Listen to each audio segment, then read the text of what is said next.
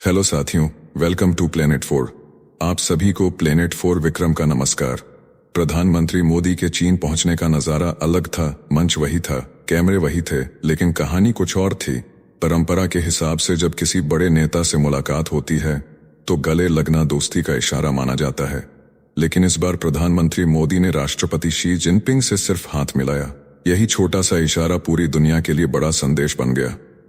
सवाल उठने लगे कि आखिर ऐसा क्यों हुआ। भारत ने साफ कर दिया कि भले ही वह शंघाई सहयोग संगठन की मीटिंग में शामिल है, लेकिन इसका मतलब यह नहीं कि चीन अपनी मनमानी करेगा, क्योंकि इस मीटिंग में पाकिस्तान के साथ मिलकर चीन कोई कांड ना कर दे। इसके लिए भारत पहले से ही सतर्क है। दिल्ली से बीजिंग तक एक ही संदेश गया, भारत अब मर्यादा सिखाने की ताकत रखता है। हाल ही में चीन के विदेश मंत्री भारत आए थे और उसके बाद चीन ने झूठ फैलाया कि भारत ने ताइवान को चीन का हिस्सा मान लिया, जबकि हकीकत इससे बिल्कुल अलग थी। इस बार भी डर बना हुआ है कि कहीं अगर प्रधानमंत्री मोदी जब चीन से वापस आएंगे तब चीन की मीडिया यह हल्ला न कर दे कि भारत ने अरुणाचल प्रदेश को चीन का हिस्सा मान लिया है। इसलिए भारत ने दौरान सतर्क है। मंच पर मुश्किलें और भी थीं, क्योंकि उसी बैठक में पाकिस्तान भी मौजूद था और हर बार की तरह उसने भारत पाकिस्तान के द्विपक्षीय मुद्दे उठाने की कोशिश की। याद होगा पिछली बार रक्षा मंत्री राजनाथ सिंह के सामने पाकिस्तान ने बलूचिस्तान ट्रेन हमले की निंदा की बात जोड़ी, लेकिन पहलगाम हमले की निंदा को हटा दिया गया। उस समय राजनाथ सिंह ने कड़ा विरोध जताया था और उससे भी ज्यादा नाटकीय पल तब आया जब राष्ट्रीय सुरक्षा सलाहकार अजित डोभाल ने एक एससीओ बैठक बीच में ही छोड़ दी थी, चीन और पाकिस्तान दोनों को करारा जवाब देते हुए। उस वक्त रूस खुलकर भारत के साथ खड़ा हो गया था। अब इस पृष्ठभूमि में प्रधानमंत्री मोदी ने राष्ट्रपति शी जिनपिंग को भारत आने का निमंत्रण दिया। इसके जवाब में जिनपिंग का रुख क्या रहा, ये अगला रहस्य है। ये इसलिए भी अहम है क्योंकि डोनाल्ड ट्रंप का भारत दौरा फिलहाल रुक चुका है और ऐसे में भारत अगर जिनपिंग का स्वागत करता है तो यह सीधा संदेश अमेरिका और पश्चिमी देशों तक जाएगा। आज पूरे दुनिया की नजर चीन में हो रहे एससीओ मीटिंग पर टिकी हुई है, लेकिन 5 साल पहले जब यह मीटिंग हो रही थी तो वहां से आखिर अजीत डोभाल अचानक मीटिंग छोड़कर बाहर क्यों निकल गए थे। दरअसल सितंबर 2020 में जब पूरी दुनिया कोविड-19 की मार झेल रही थी और अंतर्राष्ट्रीय कूटनीति वर्चुअल मीटिंग्स पर टिक गई थी, उस समय शंघाई कोऑपरेशन संगठन की एक अहम बैठक चल रही थी। यह बैठक राष्ट्रीय सुरक्षा सलाहकारों की थी, जहां सभी सदस्य देश अपने अपने एजेंडा और सुरक्षा से जुड़ी रणनीतियों पर चर्चा कर रहे थे। लेकिन इसी बीच पाकिस्तान ने अचानक एक नक्शा दिखा दिया जिसमें उसने जम्मू कश्मीर और यहां तक कि जूनागढ़ को भी अपना हिस्सा बताया। यह सीधा नियम उल्लंघन था, क्योंकि एससीओ का चार्टर साफ कहता है कि किसी भी बहुपक्षीय मंच पर कोई देश अपने द्विपक्षीय विवाद नहीं उठा सकता। भारत ने तुरंत इस पर आपत्ति जताई और रूस ने भी पाकिस्तान को बार बार चेतावनी दी कि वह चार्टर का उल्लंघन ना करे, लेकिन पाकिस्तान अपनी हठधर्मी पर अड़ा रहा। यह केवल एक नक्शे की बात नहीं थी, बल्कि भारत की संप्रभुता और अखंडता पर खुला हमला था। ऐसे में भारत के राष्ट्रीय सुरक्षा सलाहकार अजित डोभाल ने, जिन्हें भारत का सुपर स्पाई कहा जाता है, एक ऐतिहासिक फैसला लिया। उन्होंने मीटिंग से अचानक लॉग आउट कर दिया। यह सिर्फ तकनीकी मीटिंग छोड़ना नहीं था, बल्कि यह अंतर्राष्ट्रीय स्तर पर एक सख्त संदेश था कि भारत अपनी संप्रभुता और सीमाओं पर किसी भी तरह का समझौता नहीं करेगा। इस घटना के बाद रूस ने पाकिस्तान के पक्ष में खड़े होने से इनकार किया और रूसी सुरक्षा परिषद सचिव निकोलाई पेत्रुशेव ने डोभाल की कार्रवाई की सराहना की। यह भारत के लिए कूटनीतिक जीत थी, क्योंकि उसने न केवल पाकिस्तान की चाल को नाकाम किया, बल्कि यह भी दिखा दिया कि भारत की संप्रभुता किसी भी अंतर्राष्ट्रीय मंच पर चुनौती नहीं दी जा सकती। इस पूरे घटनाक्रम से साफ संदेश गया कि भारत अब पुराने दौर का कमजोर राष्ट्र नहीं है, बल्कि वह अपनी बात रखने और जरूरत पड़ने पर कठोर कदम उठाने के लिए पूरी तरह तैयार है।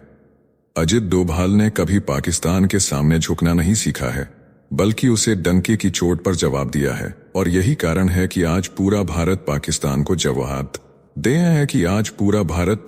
को जवाब देने के लिए ट्रंप से भी 1999 में जब इंडियन एयरलाइंस का विमान हाईजैक होकर कंधार ले जाया गया, तब पूरा देश दहशत में था।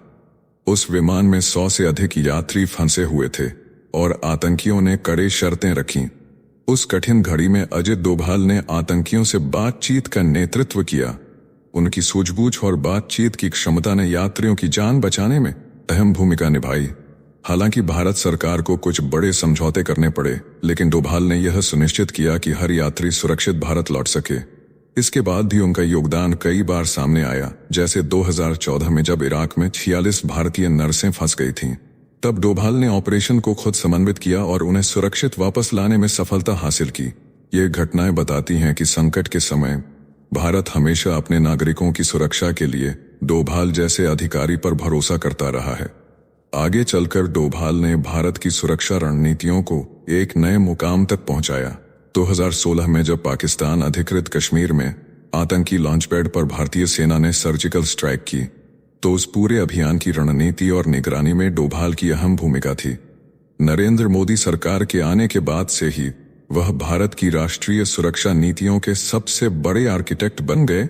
उनकी मौजूदगी ने भारत की सुरक्षा सोच को सिर्फ रक्षात्मक से आक्रामक बना दिया और यह संदेश दुनिया भर को दिया गया कि अब भारत चुपचाप वार सहने वाला देश नहीं, बल्कि खुद पहल करके दुश्मनों को जवाब देने वाला राष्ट्र है।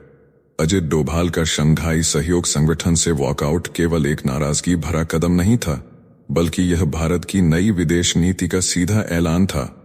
पाकिस्तान ने मीटिंग में ऐसा नक्शा दिखाया जिसमें जम्मू कश्मीर और जूनागढ़ को अपना हिस्सा बताया गया। यह भारत की अखंडता पर खुली चोट थी और डोभाल ने बिना किसी हिचक के मीटिंग छोड़ दी। इसी वॉकआउट की गूंज तब और गहरी हुई जब प्रधानमंत्री नरेंद्र मोदी चीन पहुंचे और शी जिनपिंग से मुलाकात की। यह दिखा कि भारत अब दबाव की राजनीति से बाहर निकल चुका है। अंतर्राष्ट्रीय मंच पर भारत न सिर्फ अपनी गरिमा के साथ खड़ा है, बल्कि जरूरत पड़ने पर कठोर कदम उठाने में भी पीछे नहीं हटेगा। अब आगे आपको बताएंगे कि जब प्रधानमंत्री मोदी इस बार चीन पहुंचे हैं तो वहां भी बहुत सारा ड्रामा देखने को मिला है, जिसकी चर्चा हम आगे करेंगे। साथियों, आगे बढ़ने से पहले आप सभी को बता दूं कि अगर आप देश, दुनिया, डिफेंस और इकोनॉमी की 100 से ज्यादा खबरें एक साथ एक ही जगह पर एक ही समय में फटाफट रोज देखना चाहते हैं तो कृपया मेरे साथ जी चिल्स चैनल पर जुड़िए, जहां मैं रोज शाम 9 बजे आपके लिए दुनिया की तमाम सारी खबरें एक साथ लेकर आता हूं। जी चिल्स चैनल का लिंक आपको नीचे डिस्क्रिप्शन या कमेंट बॉक्स में मिल जाएगा। अब आगे सुनिए कि चीन पहुंचकर प्रधानमंत्री मोदी जी ने क्या कहा। तो देखिए, प्रधानमंत्री नरेंद्र मोदी और चीन के राष्ट्रपति शी जिनपिंग की तियानजिन में मुलाकात ने एशिया की राजनीति में नया अध्याय खोल दिया है। 7 साल बाद चीन पहुंचे मोदी ने साफ कहा कि भारत और चीन का सहयोग पूरी मानवता के कल्याण का रास्ता खोलेगा। मोदी ने भरोसा दिलाया कि भारत रिश्तों को आपसी विश्वास, सम्मान और संवेदनशीलता पर आगे बढ़ाएगा। बातचीत में बॉर्डर मैनेजमेंट समझौते पर सहमति बनी, कैलाश मानसरोवर यात्रा फिर शुरू करने का ऐलान हुआ और दोनों देशों के बीच सीधी उड़ानों की बहाली का फैसला लिया गया। अब समझते हैं कि प्रधानमंत्री मोदी और चीन के राष्ट्रपति के बीच गले मिलने और हैंड शेक को लेकर क्या बातें चल रही हैं। तो देखिए, इस पूरी तस्वीर का मतलब यह है कि प्रधानमंत्री मोदी और राष्ट्रपति शी जिनपिंग जब मिले तो उनके बीच हाथ मिलाना तो हुआ, लेकिन गले मिलना नहीं हुआ। राजनीति में इन छोटे छोटे संकेतों की बहुत गहरी अहमियत होती है। यहाँ भारत ने यह संदेश दिया कि वह दोस्ताना संबंधों के खिलाफ नहीं है, पर रिश्ते अब नियमों और मर्यादा में रहकर ही आगे बढ़ेंगे। इसका सीधा अर्थ है कि भारत और चीन सहयोग की भाषा तो बोलेंगे, विकास और स्थिरता की बातें करेंगे, लेकिन उनके बीच जो मतभेद हैं उन्हें दबाकर झूठी गर्मजोशी नहीं दिखाई जाएगी। यानी भारत साफ कह रहा है कि असली विश्वास अब केवल बातों से नहीं, बल्कि जमीन पर काम करके, समझौतों के पालन और वास्तविक प्रगति से ही बनेगा। दूसरा पहलू यह है कि इस मुलाकात में दूरी सिर्फ शारीरिक नहीं बल्कि राजनीतिक भी दिखाई दी। हैंडशेक औपचारिक था और उसी में छिपा था नया संदेश। रिश्ते अब नाप तोल कर चलेंगे।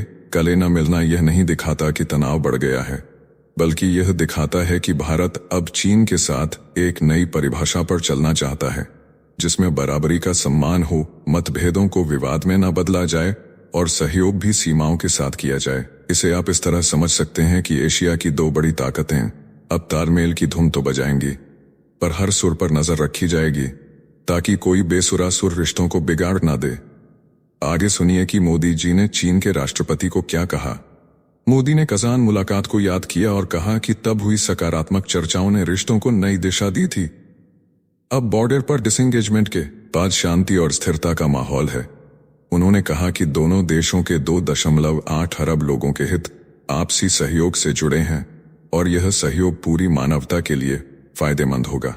प्रधानमंत्री मोदी ने दो टूक कहा कि भारत और चीन दोनों रणनीतिक स्वायत्तता का पालन करते हैं और तीसरे देशों की दृष्टि उनके रिश्तों को प्रभावित नहीं करनी चाहिए।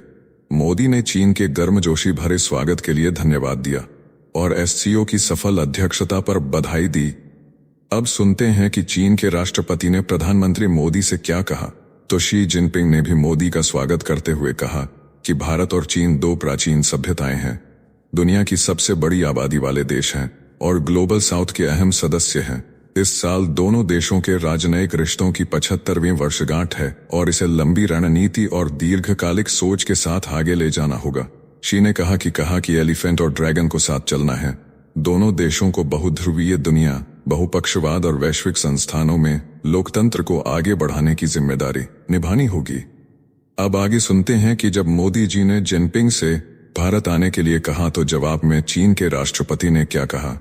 तो देखिए, तियानजिन में हुई ऐतिहासिक मुलाकात के बाद प्रधानमंत्री नरेंद्र मोदी ने राष्ट्रपति शी जिनपिंग को 2026 में नई दिल्ली होने वाले ब्रिक्स शिखर सम्मेलन के लिए औपचारिक निमंत्रण दे दिया।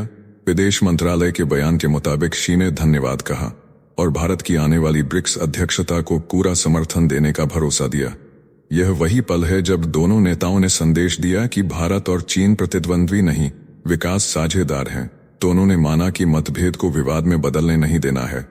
अब समझते हैं कि इन दोनों का मिलन कैसे एशिया में शांति और स्थिरता का ऐलान है।